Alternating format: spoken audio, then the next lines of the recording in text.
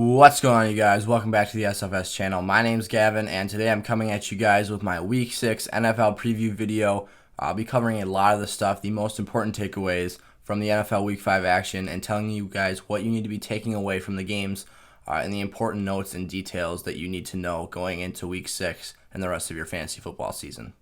Before I get started, I just want to let you guys know that at the end of this video, if you guys still have a question about a player or team, fantasy football related question that you guys are wondering about, make sure to comment that down in the comment section down below, because I promise you I will be sure to get to all of the comments down there. I'll answer every single one of you guys, and I will set you guys up for success this coming week. Alright, the first thing I'm going to talk about here is kind of a no-brainer. It's an overall, it's the thing overshadowing this whole season. It's injuries and it's COVID-19. They're absolutely destroying fantasy teams. I got absolutely obliterated this week because injuries and coronavirus, because Broncos, Patriots, I lost 4 starters in one game. My league has a defense cap set at 2, and I poorly prepared myself. I had the Pats defense as well as the Bucks on my bench, and the Bucks played on Thursday Night Football. And then on Sunday morning, I woke up to the unfantastic news that the Pats weren't playing this week, so my Pats defense was rendered useless. And you can believe that I was not about to drop the Patriots defense just for a 1-week stream. So I ended up playing a league with no defense this week. We'll see if the Titans and Bills play. That's what's going to determine if I win that game or not. But absolute brutal stuff going on. Dak Prescott, horrid injury. Wish the best for him. He's my quarterback in 4 of my 6 money leagues. I was all in on Dak this year. So obviously a huge blow for me there, and I'm sure a lot of you guys have him as well. Dak Prescott was a fantasy monster, and he's going to be missed in a lot of lineups. We also saw Julio Jones not be able to suit up this week. Injuries are a real factor this season. Don't take things too harshly this year, guys. I know that fantasy's fun. You want to win. You've got money invested into this stuff, but this 2020 year has been an absolute disaster all around, and football is not an exemption from that. Football is getting hammered, honestly, harder than maybe other sports like basketball and hockey even in their little bubble coronavirus restart leagues, because football, you need that training camp. Guys aren't in game shape. They're getting hurt left and right. We're losing another star player every week, it seems. Dak Prescott obviously is probably done for the year. Humongous blow to that team. Julio Jones has not been able to stay healthy, and he's the premier receiver in the league. So lots of things going around here. And then Dalvin Cook could not finish the game against the Seahawks. Alex Madison had to take over. And both of them got like 40 rushing attempts combined. It was ridiculous. But Dalvin Cook injured. Looks like a groin.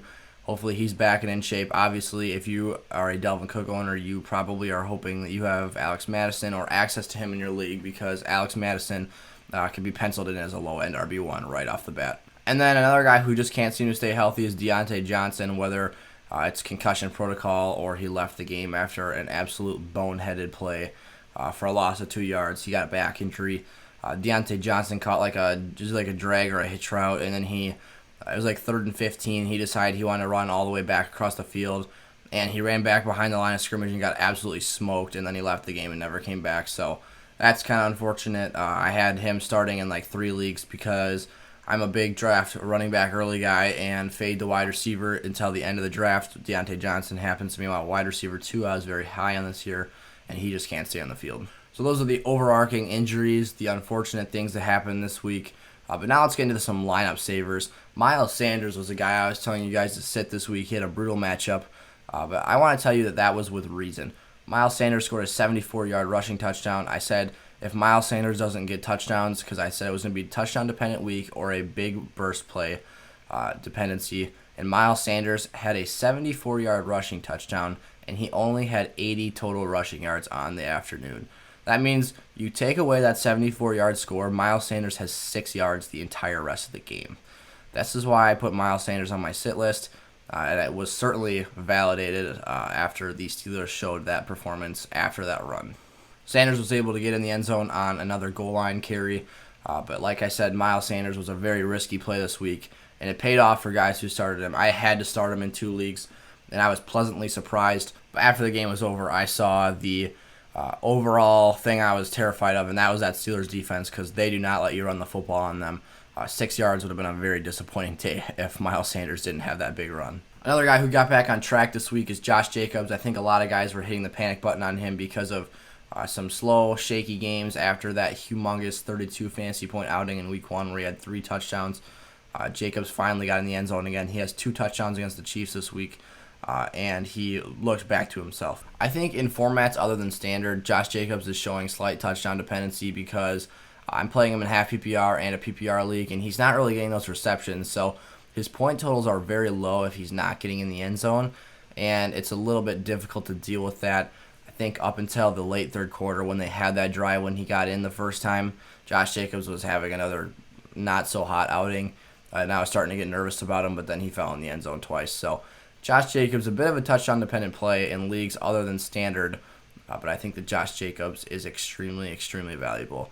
Another bounce-back player this week was Calvin Ridley, who I believe had either 136 or 138 yards after that catchless performance on Monday Night Football against the Packers.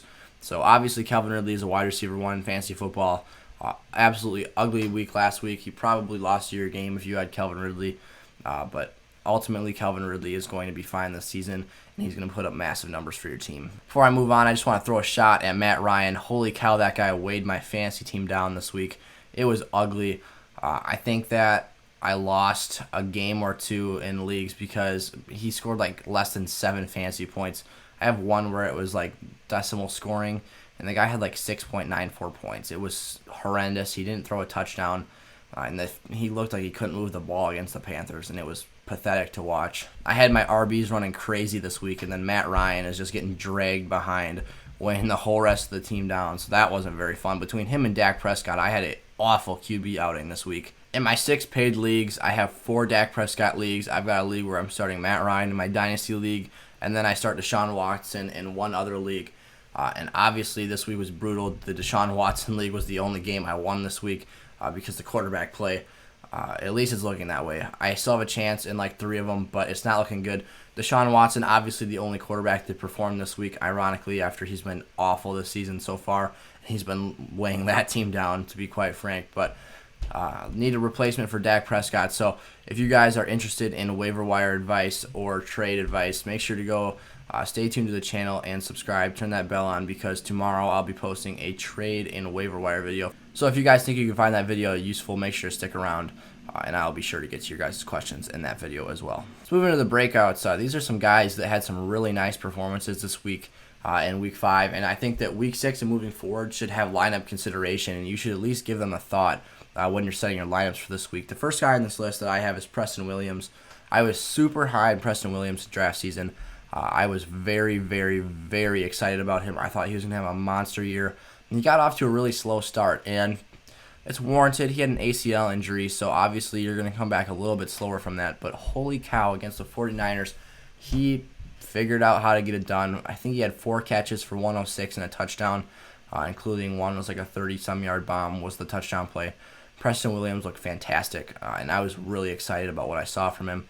I'm hoping that he can continue this success and move forward into the season into that wide receiver 2 role. So really like Preston Williams here. I think that you guys should consider him in flex games when he has a favorable matchup. So Preston Williams moving forward is a guy that I like. My next guy up on the breakout list is not even necessarily a breakout, but it's a guy who showed that he can be immune to quarterback play. And if I started him in 2 leagues, I probably would have won those leagues, and those were the ones where Matt Ryan and Dak Prescott held my team back. And this is, of course, Jamison Crowder. I started guys like DJ Chark over him, and it was the wrong choice. Obviously, if you own either of those guys, you know that Jamison Crowder had like 20-plus points, and Chark only had 3. Jamison Crowder scored a brilliant touchdown. He had almost 100 yards again with Joe Flacco. He looked exceptional, and Jamison Crowder should be penciled into wide receiver 2 roles on a weekly basis now, regardless if Sam Darnold is playing or not. And then this next one here is a very interesting one for me. I actually think that this guy should be the starting running back on his team, and that is Chase Edmonds. Kenyon Drake has been hot trash this season. He has not done anything. I have a share of Kenyon Drake, just one. I didn't want him, but I had to take him. I felt like everyone else didn't have value at the spot I was taking him at. It was like late second round, and I was like, I have to take this guy here. Kenyon Drake has been awful this season, terribly inefficient, touchdown dependent, and he's not getting touchdowns because Kyler Murray's running option on the goal line and scoring himself. Kenyon Drake is just a guy you don't want anything to do with. I'll tell you this, precursor to my trades video for tomorrow. If you guys have Kenyon Drake, get him off your team. He scored a touchdown this week, so guys might be a little bit more high on him. Get him out of there while you still can. The trade deadline is quickly approaching, so get Kenyon Drake off your team. You will not regret the decision. It's a very, very unfortunate situation to be in. And Chase Edmonds is the guy who I think that should be starting for that team. Chase Edmonds is explosive. Chase Edmonds can catch the football. Chase Edmonds is versatile as heck, and he's looking great. He's got a lot of big plays. He scored a touchdown for the second straight week. I actually started Chase Edmonds in a league this week because I lost Tim Patrick and Julian Edelman for one of my lineups, so I had to go and start my bench running back, who was Chase Edmonds, to kind of have him as like a handcuff because I'm expecting Kenyon Drake to get out of there at some point this season. And Chase Edmonds stepped up. He was not even the starter on his team, and he had like 17.5 points for me. Chase Edmonds is a very, very good football player, and I think that he should be starting for that team. I'm saying go sell Kenyon Drake, but on the other side of things, I'm saying go buy Chase Edmonds. If you can get Chase Edmonds in your fantasy league, that's a great move for your team. I think that you might end up picking up a starting running back by the end of the fantasy season because I do not see Kenyon Drake having that role for much longer. There's nothing to really indicate that he's going to take over that role, but Kenyon Drake is just not playing as good as his backup is right now. Then we've got Jimmy Graham for the Bears. Chicago is showing that they like to throw the tight end in the red zone. Jimmy Graham is very good at jump balls, so Jimmy Graham's the guy you should go get off the waiver wire if he's still available. He's been scoring ridiculous touchdowns the whole season. So Jimmy Graham, a guy that's not necessarily going to get you 10 catches in a game, but he might get you 5 for 50 and a touchdown. So Jimmy Graham, a guy you should go get in fantasy. And then my last breakout player of the week is Brandin Cooks. He's obviously been extremely streaky. His season's been kind of ugly to this point, but he had like 160 yards and a touchdown this past week. So Brandin Cooks is a guy you should have at the bottom of your bench. If he has a nice matchup, go give him a start in the flex. But other than that, Brandin Cooks, you should stay away from him in your fantasy leagues. But I think that he is a guy going forward who's the wide receiver 2 on his team and has the potential to be fantasy relevant going forward. And then a nice negative way to end this video, I've got my panic players that you guys should be afraid of starting in your lineups moving forward. You should try and get off of them somehow. You want to sell these players because they're just not returning fantasy value for you. And those, of course, are Zach Ertz, who had 1 catch for 6 yards after doing a similar performance last week, but he caught 2-point conversion, so it wasn't quite as ugly. But Zach Ertz has been not the same player this season, especially in fantasy football. I watched the game against the Steelers, and a lot of the time he was staying in and pass blocking. Like, they weren't even running the guy on routes. Richard Rodgers had a better fantasy performance than Zach Ertz did in Week 5. So if you guys can get off Zach Ertz and pick up a different tight end, go do it because Zach Ertz is looking really shaky, and I have officially hit the panic button on him this season. And then for the second straight week, an absolute abysmal performance from A.J. Green. A.J. Green went catchless against the Ravens. He had next to nothing last week. A.J. Green, just drop him. You're probably not going to get a trade for him because the numbers are so bad. The name value won't even help you here. Guys, Tyler Boyd is clearly the one in that offense now. T. Higgins is the next man up. Joe Burrow just not on the same page as A.J. Green. And then I just talked about him, so I'll keep this one short. Kenyon Drake, not a fan. I'm a Chase Edmonds believer, so get off Kenyon Drake if you can. You can probably get another solid RB for him, which I think will return higher value for your team. Go get an injured running back, for heck's sake. Go get Austin Eckler for the guy, because when he comes back, he'll be miles better than Kenyon Drake. Go get Nick Chubb. These are players that, once they come back and are in your lineups, are going to be 100 times better than Kenyon Drake. Much more efficient, much more touchdowns, and those are guys that you'd rather have in your starting lineup than Drake. And then finally, Daniel Jones. Daniel Jones was like a fantasy monster in his rookie season. He had these enormous games, but he's just not doing that this year. I thought he was going to have a great day against the Cowboys defense, 8 points or something like that. It was an awful, awful day for Daniel Jones.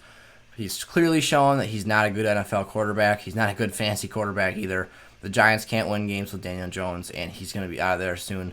I probably would say that the Giants give him the end of this year or next year, and then they're drafting another quarterback. So Daniel Jones, not a good fantasy player this year. All right, that'll do it for my Week 6 preview. I was just kind of going over the big takeaways from this past week's games and telling you how to take those going on forward. Remember, if you guys had any questions, make sure to put those down in the comment section down below, and I will get to every single one of those. Thank you guys so much for watching. If you enjoyed the video, make sure to like, comment, and subscribe to the channel. And I will see you guys next time. Peace out.